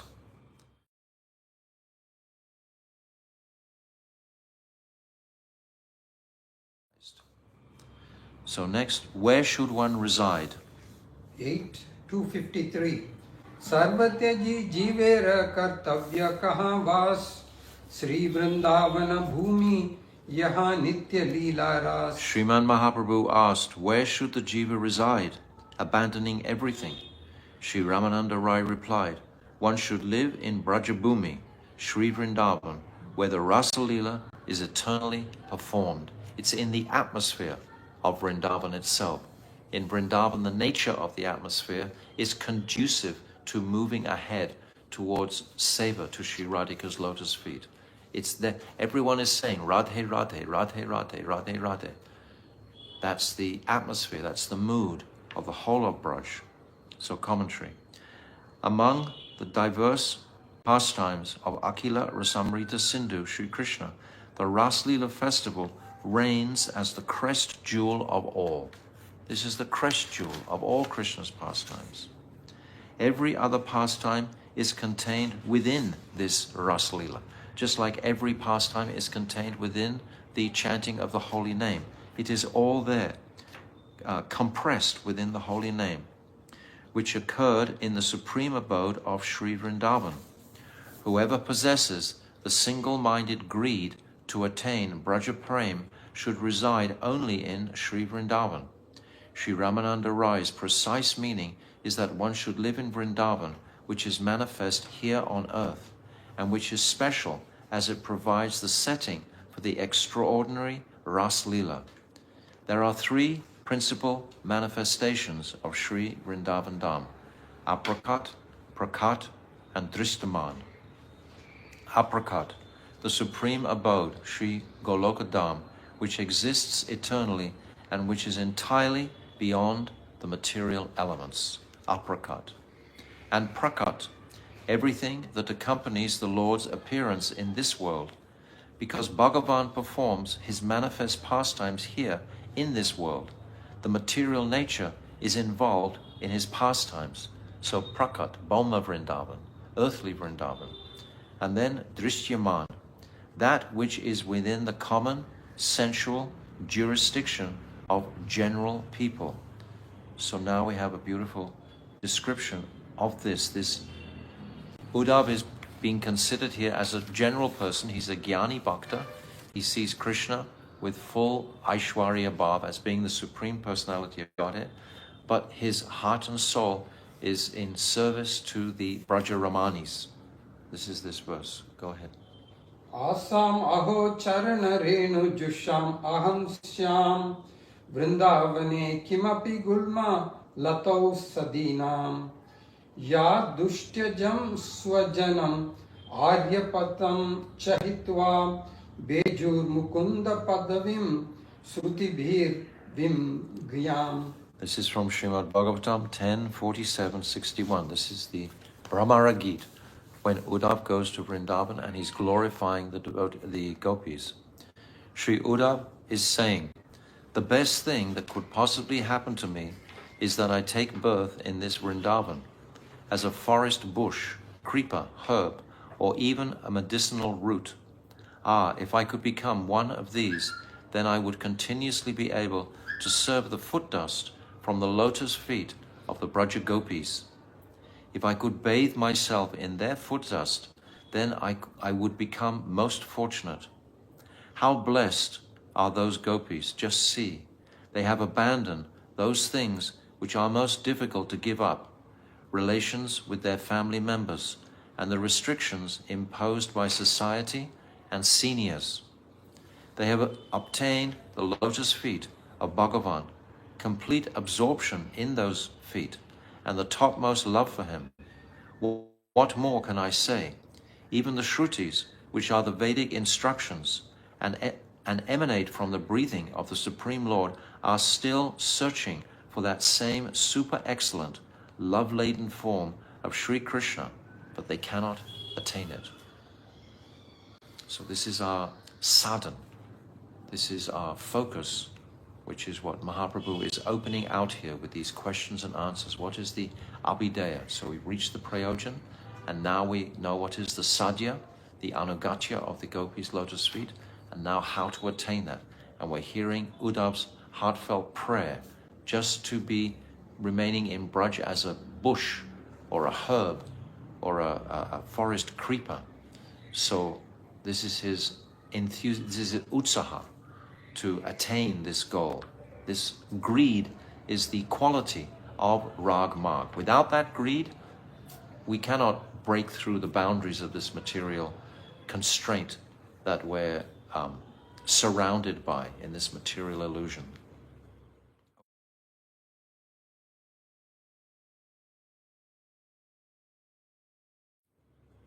Okay. What is the best topic to hear? 8 to 54. Shravana madhye jivera kon shreshta shravana Radha Krishna prema keli karna rasayana. Sriman Mahaprabhu asked, out of all topics to hear, which topic is the best for the living entity? Sriman Ramananda Rai replied, hearing about the amorous affairs of Radha and Krishna, which is like a medicinal tonic for the ears, karna rasayan, is the best of all. So anyone who thinks or condemns hearing Braj Katha or Lila Katha or the pastimes of Radha and Krishna described in the 10th canto, then they are misguided, foolish, and mostly greatly unfortunate. If they don't want to hear those topics, this is the conclusion, the goal. Their adhikar will be much less, of course. This is why they don't have a desire to hear these topics. So commentary. What to speak of the jivas? Even Rasik Shekhar Shri Krishna hears the songs describing his own loving affairs. After taking complete sannyas, Sri Bilvamangala Thakur was traveling towards Sri Vrindavan, singing about the sweet amorous pastimes of Sri Radha and Krishna. Being unable to withhold himself, Sri Krishna began following behind him, listening to his singing. Eventually, those songs were compiled into a book by the same Sri Bilvamangala Thakur, entitled Sri Krishna Karanamrita, meaning that which pours nectar into the ears of Sri Krishna. The amorous affairs of Sri Radha and Krishna are compared to the most vital rasayan, life-restoring tonic. Shravan, or hearing, is of two types, Vichar Pradhan and Ruchi Pradhan. In Vichar Pradhan, the hearer is full of doubts, just like Arjun. In Ruchi Pradhan, the hearer has no doubts in the statements of the scriptures, and he hears the descriptions of the qualities of the Lord with great relish. Sri Narad is an example of this. It is also written. So this Vichar Pradhan. Vichar means analysis or deliberation. This is like Vaidhi Bhakti, questioning, hesitation. Whereas Rag, Ruchi, is full-blown, attentive, faithful hearing. So now this verse comes at the very end of the Rasa Panchadi. It's the last verse in the Rasa Panchadi after we heard 5 chapters coming through from the gopis running to the forest, and then Pranaya Geet, and then the gopis searching for Krishna after Krishna has left, and then them discovering Sri Radhika, then the Gopi Geet. Then there's a chapter on the reunion, and then there's the full-blown Rasa Leela chapter itself, chapter 33. So this is the final verse in the whole Rasa Panchadya.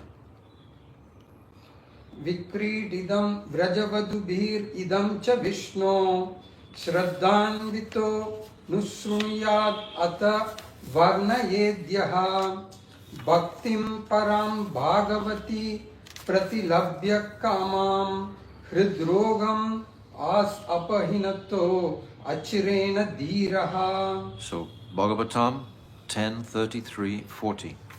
O Parikshit, a grave person who faithfully and continuously hears the narrations of the transcendental pastimes that Bhagavan Sri Krishna performed with the young girls of Braj, and then describes those pastimes accordingly, achieves supreme devotion for the lotus feet of Bhagavan. He very quickly attains freedom from the diseases of the heart, which are the transformations of lust, this kridrogam, diseases of the heart.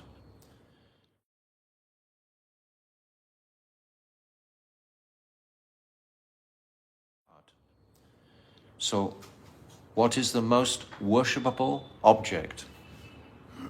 8:55 Upashrera madhye kon upasya pradhan Shreshta upasya yugala Radha Krishna nam. Sriman Mahaprabhu asked, among all worshipable objects, which is the best?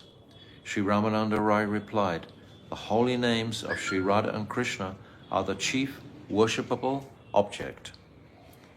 Now, commentary, Sri Raghunath Das Goswami has said, Radheti nama navasundara gita mugdam Krishneti nama madhuradbhuta gada rupam Sarvakshanam surabhiraga himena ramyam Kritva tadeva piba me rasane kshudharte. This is from Abhista Sucharna, text 10.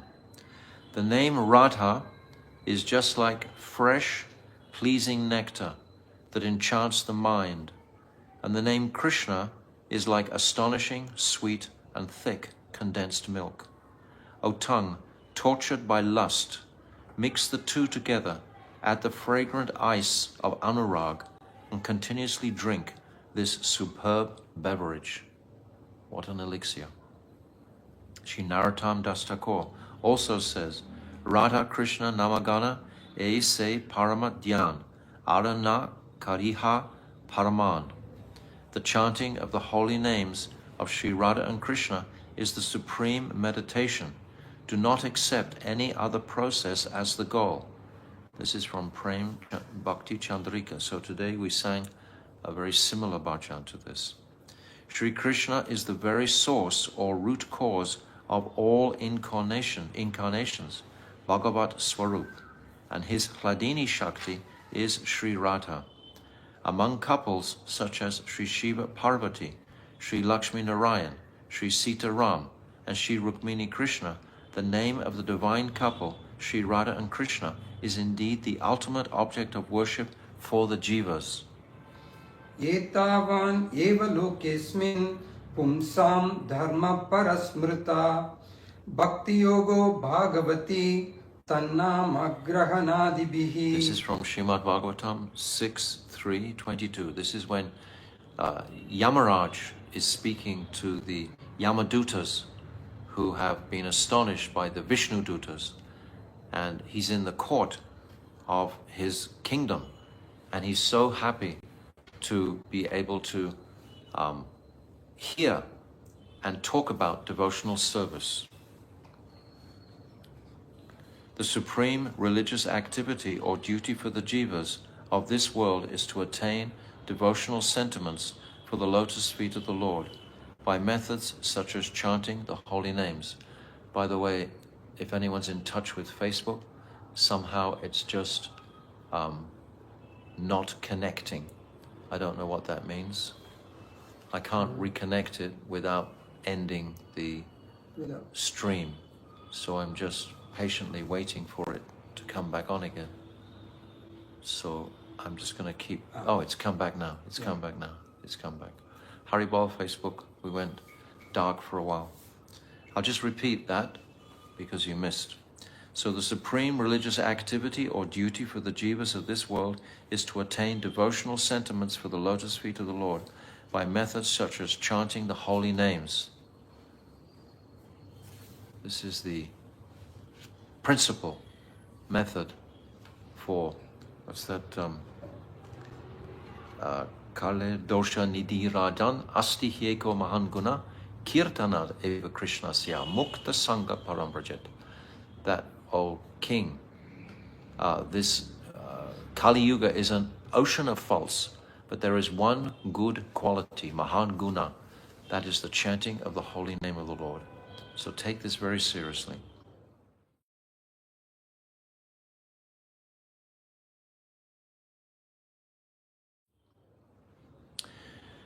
Next question. What is the fate of those desiring liberation and those desiring sense gratification?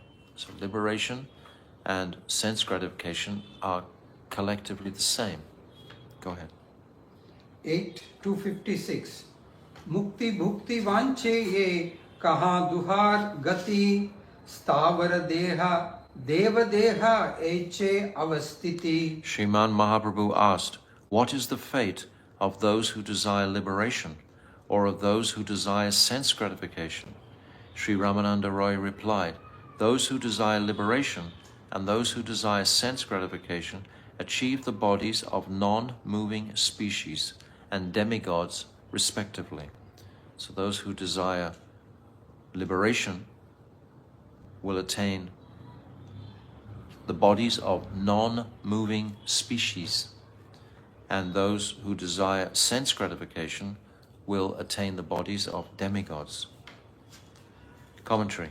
Those who perform pious activities in this world achieve the bodies of Indra, the king of heaven, or other demigods. Alternatively, they are born into a high-class human family, or those who perform inauspicious activities repeatedly take the bodies of non-moving species, such as trees, worms, insects, birds, and beasts. Those desirous of liberation who do not have any desire to enjoy materially, or in other words, those whose activities are bereft of consciousness and whose consciousness is like a sleep-like state, attain the bodies of non-moving species of life, while those who are dedicated to material enjoyment attain bodies appropriate for their desires by taking birth in the higher planets of demigods. Muktaya prastravaya shastramuche mahamunihi gautamam tam vijanita yata vitta tataiva saha. Those who merge in the undifferentiated Brahman, Sayuja Mukti, become unconscious like stones and achieve a state of spiritual inactivity, destruction. That's the condition of consciousness if we merge into that Brahmajyoti, Sayuja. And those who follow the theories of Gautam become liberated and achieve a similar state. So this is explaining about the bodies of non-moving species of life. They will attain a body like a stone in the Brahmajyoti because there's no sambandha, there's no relationship there. The following pertains to those who are possessed of desires for material enjoyment.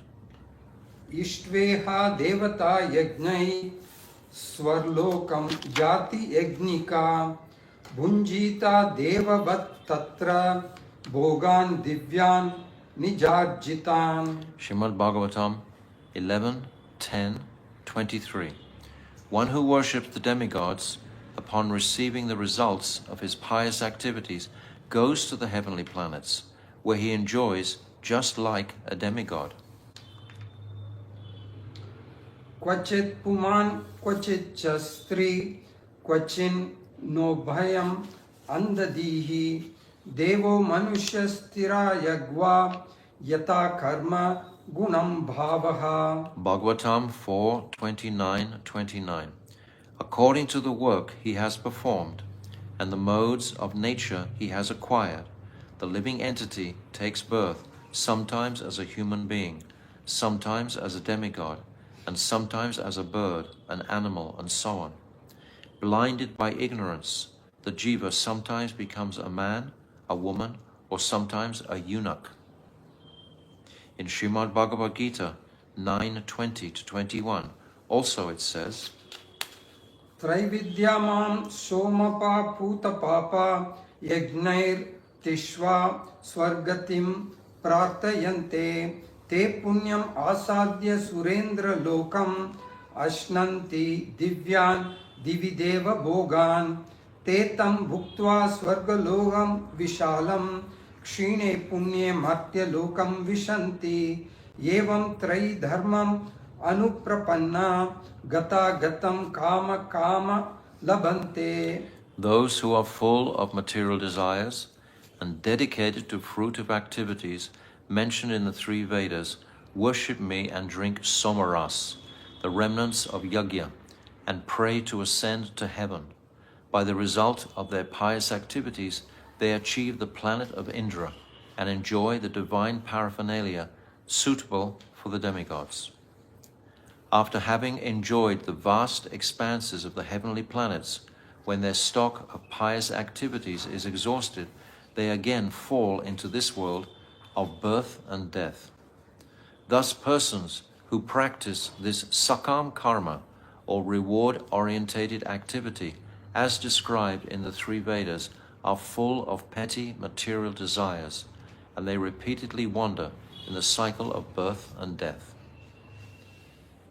The observation has been made that in some books the words mukti bhukti have been substituted for the words mukti bhakti. I'll read that again. The observation has been made that in some books the word mukti bhukti have been substituted for the words mukti bhakti. It follows that those who desire bhakti at the time of perfection achieve the bodies of associates of Sri Krishna that are suitable to their moods and render loving service to him in concordance with their respective bhavs or feelings of servitude. Their attainment of this service to the Lord has been compared to attaining the body of demigods. As a result of gaining service to Sri Krishna and obtaining a body like that of a demigod, the word bhakti is sometimes used instead of bhukti.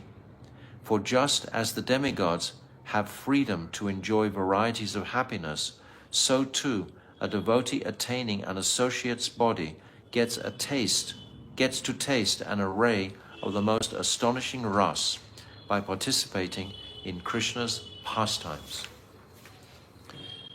So the same happiness, or practically sensuous happiness or enjoyment, takes place when one engages in Krishna's activities. That bliss is of a very high degree, such a degree. Okay. 257 to 260. Arasagna kakachushe jnana nimba phale rasagna kokila kaya premamra mukule abhagiya jnani ashvadaye suksha jnan krishna premamritapan kare bhagyavan ye mata dui jana krishna kata rase nritya gita rodane haila ratri seshe दोहा निज निज कार्ये चलीला विहाने संध्या काले राय आशी मिलीला आराधिने. Impersonalists, Brahmagyanis, who are devoid of knowledge of transcendental mellows, are like the crows that continue to eat the bitter and tasteless fruit of the neem tree, whereas those who enjoy the mellows of bhakti ras, rasiks, are like the cuckoos who taste the soft and fragrant buds of the mango prem. The unfortunate empiric speculators, jnanis, simply experience the happiness of dry and tasteless impersonal knowledge and consider themselves fortunate. However, those who are truly fortunate constantly drink the nectar of Krishna prem. The Gyanis remain ignorant of the happiness of Bhakti Ras and merely desire to achieve the Sayuja Mukti of merging into Brahman, which is dry, niryas, devoid of attributes, and which has no taste, form, qualities, pastimes, or astonishing varieties of bliss, just zero, shunya. Thus they remain absorbed in the delusion of the supposed oneness of the jiva and Brahman, Brahma Aikya Gyan, which has no real existence at all. Being cheated of bhakti ras, they simply chew the fruits of the neem tree in the form of the four supposed mahavakyas, or principal statements of the Vedas, by chanting Aham Brahmasmi, I am Brahman. So this is like the Sankaracharya was deluding the populace by pointing this goal of this Nirishesh Brahm. And he converted the whole of India, this Advaitavad, and still the remnants are very, very strong there. People want to be, they imagine they can be happy in this Shantaras, without activities, without form, worshipping the impersonal form of the Lord, or just the impersonal aspect of the Lord. You say, Vedanti tat tattva vedas tattvam yajnanam advayam brahmati paramatmati bhagavan iti shapyate. These are three aspects of Krishna, the Brahman, Paramatma, and Bhagavan. But the Brahman and Paramatma are both like impersonal aspects, features of the Lord. But one does not lead to the other. If you merge in the Brahman, you will remain in the Brahman. If you realize Paramatma realization, you will stay in that realization like a yogi. You can't go from there to Bhagavan because you're completely satisfied in that place. Brahma Bhuta Prasanatma na sochati na kanchati. No more material desires, no more hankering. Therefore, why would you desire anything else? So you just stay there. It's such a dangerous place to be, that place of liberation. And Paramatma feature of the yogis is also completely dangerous. You get some yogic potency, some power, and you realize Paramatma within all living entities, but you don't realize the personal form of Bhagavan. This is a most dangerous place to be. Srila Krishnadas Kaviraj Goswami has said that this false knowledge is like the bitter fruit of the neem tree, which is very unpalatable and which is enjoyed by crow-like jivas who are quarrelsome and attached to false logic.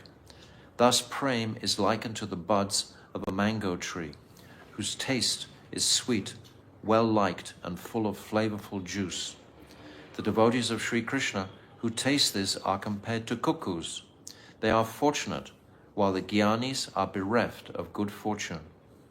In this way, Sriman Mahaprabhu and Ramananda Rai passed the full night relishing the ras of Krishna Katha, or topics of Krishna, and thus as they chanted, danced, and wept, the night ended. The next morning they departed to perform their respective duties. But in the evening, Sri Ramananda Rai returned to meet the Lord again and passed the whole night as before. So practically we've completed this staircase that Mahaprabhu has so generously bestowed upon the jivas. And these last chapters are so powerful and so important. These questions and answers constitute the gyan, the sadhan bhajan that the jiva must perform, the abhideya. It's conclusively pointing in the direction. What is knowledge? Knowledge of Krishna. What is remembrance? Remembrance of Krishna. What is the greatest song? The Maha Mantra. So, what is the living entity to remember at every moment? Radha and Krishna's pastimes. It's saying over again and again and again and again. So, in your study of this Ramananda Rai, take time to dwell in this questions and answers section. It's very, very potent. I know the whole time I've just been going through the whole of this Sangvad very briefly. We've just been rolling very fast through. I practically not commented at all. I've just tried to let the text itself carry us to its conclusion. So, but if we have time in our own meditation, etc., we can unpack much more carefully these chapters, especially these questions and answers. They're very, very pertinent for our bhajan. So there's a final chapter called The Final Evening, and we'll discuss this probably on Tuesday, because tomorrow, Monday, is Vasant Panchami, and it's the appearance day of Raghunath Das Goswami, the disappearance, I think, of Vishnu Priya, the disappearance, I think, of, or appearance of Vishnu Chakravarti Thakur. It's Pundarik Vidyanidhi also, and it's also Vasant Panchami itself, and there's one other. Oh, I've said Pundarik? Yes. And there's one other also. That's 5. Anyway, on Monday we'll be discussing that, and then on Tuesday we'll resume this, and then on Wednesday next week it's Advaita Saptami. So we'll be discussing Advaita Acharya. Then I think it's Thursday we can come back to this, and Thursday and Friday it's Madhavacharya and Ramanujracharya. Disappearance. So next week it's packed with festivals, but we will find one day, I think Tuesday, and perhaps Thursday and Friday, just to complete walking through this Sangvad.